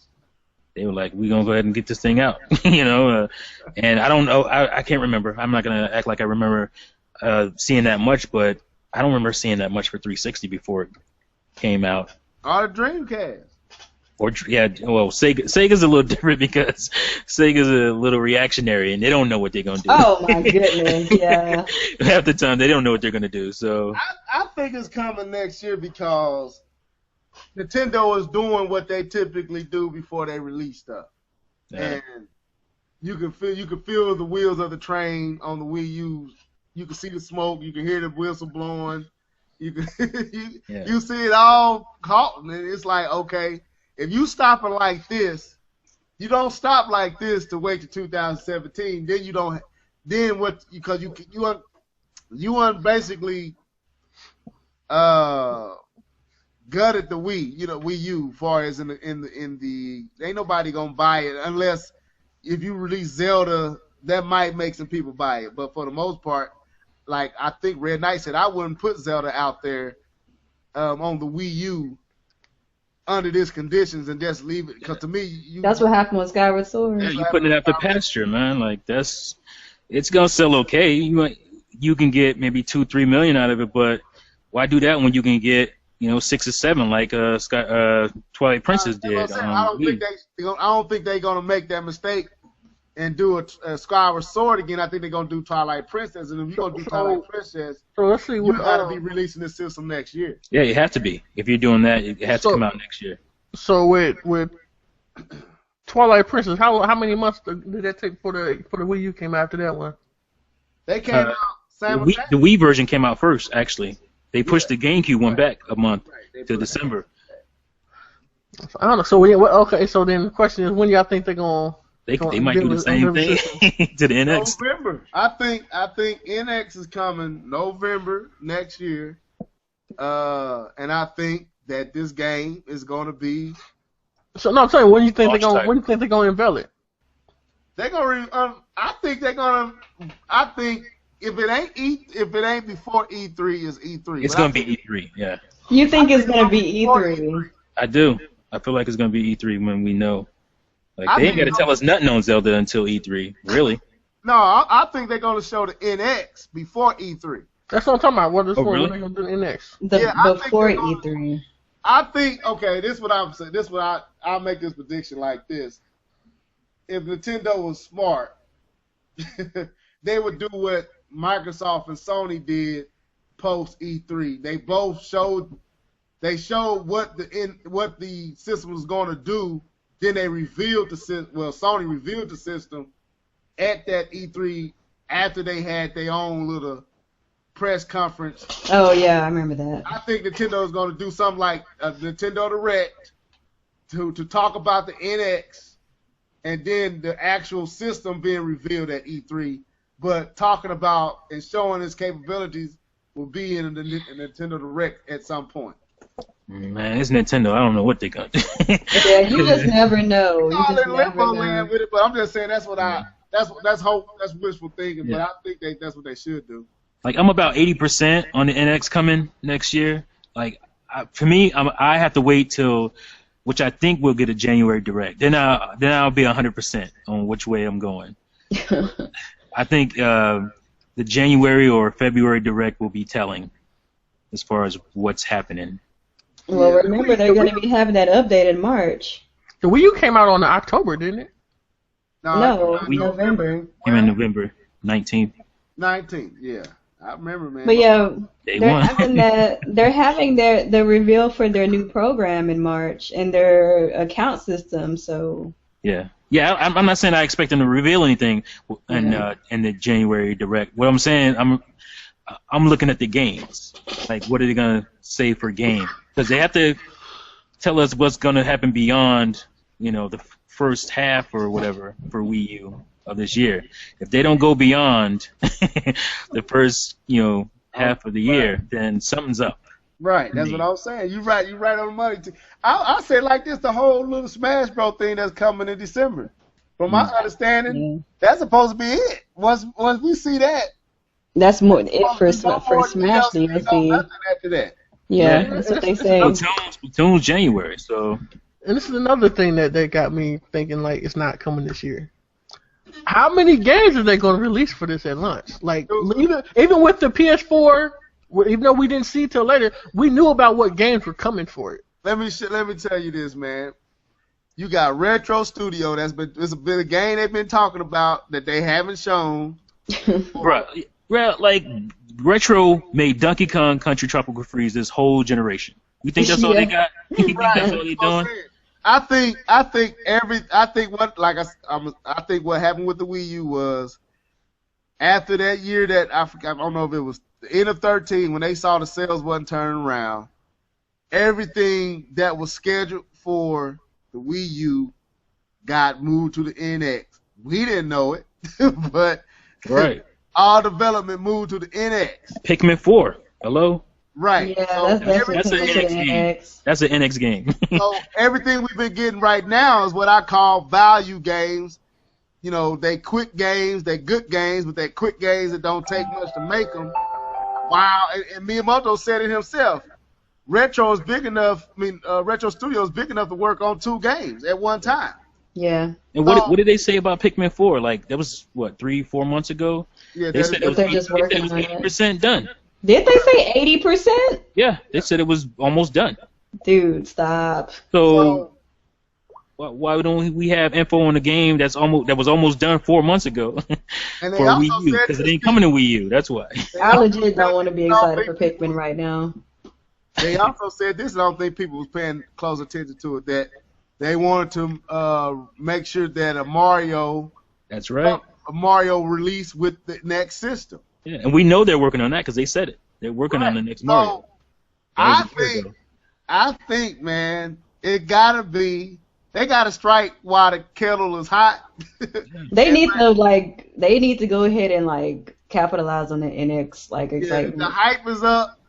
They unhalted the Wii, and that was intentional. You don't do what you did at the digital event without having intentions on coming with something new to follow. Because after the digital event, everybody knew the writing was on the wall. Okay, most everybody says NX time now, bro. Basically. So, I don't know. I'm just skeptical. Sorry. I know you just. Ain't nothing wrong with being skeptical. We could be completely wrong. I'm skeptical, so I'll be happy when it comes. So. There you go. But anyway, I man. don't know. I think it's coming next year. I think it's coming next year. So I had another topic, but I'll sit on that. I think I need to work out that topic for another time. But anybody got anything else they want to talk about before, or we can get out of here? It's up to y'all. I just want to say real quick, I think if it doesn't come next year, I would be disappointed because to me that says they haven't learned anything. Nintendo haven't learned anything from what's happened. So if it doesn't come next year, that's what I'm gonna take from it, that they haven't learned. Yeah, they need to just go ahead and bring it out. Because that's what kind of happened with the Wii. Like, the Wii was already kind of, like, dying down. But then they kind of gave it, like, that little extra year. And everybody was like, all right, I am just over this. Yeah. There was no momentum going into Wii U from Wii. Right. None. And that was going to be my question. Like, I ain't know how to I told Nia what I wanted to talk about. She's like, man, I wasn't expecting nothing like that. I thought we were talking about some games. I thought we were talking about games. I was like, yo, I was going to ask, but I'm going to sit on it and let the folks in the community who watch this podcast, ponder on it. But how should we, as channels, having the influence that we have, how should we approach, the NX and how should we talk about it and look? I can answer that. Yeah, just be truthful. People just gotta be truthful about how they feel. He just said, like, if that don't come out next year, it proves one thing: they haven't learned. Yeah, it does. I mean, and I couldn't phrase it no better. I mean, because I think I was on podcast with you guys, or I might have been on Live and Level, where I was saying, yeah, it was Live and Level, because I was telling you to John and Live, I was like, right now, Nintendo got so much momentum right now, it makes no sense. Even in light of the failure that is the Wii U. But people are looking at them. People are trying to see what are they going to do. Right. Everybody's talking about the NX. That rumor about the power cards get certain groups moving and certain minds clicking, and they talking. IGN, all of them talking about the possibilities of the NX. Even Microsoft was asked questions like, what are they going to do?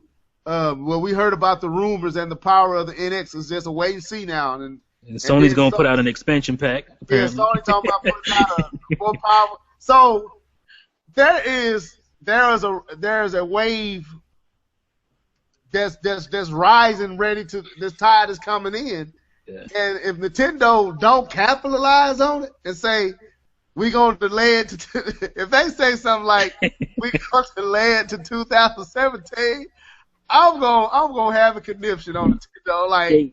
They got to seize the moment, and they have to seize the moment.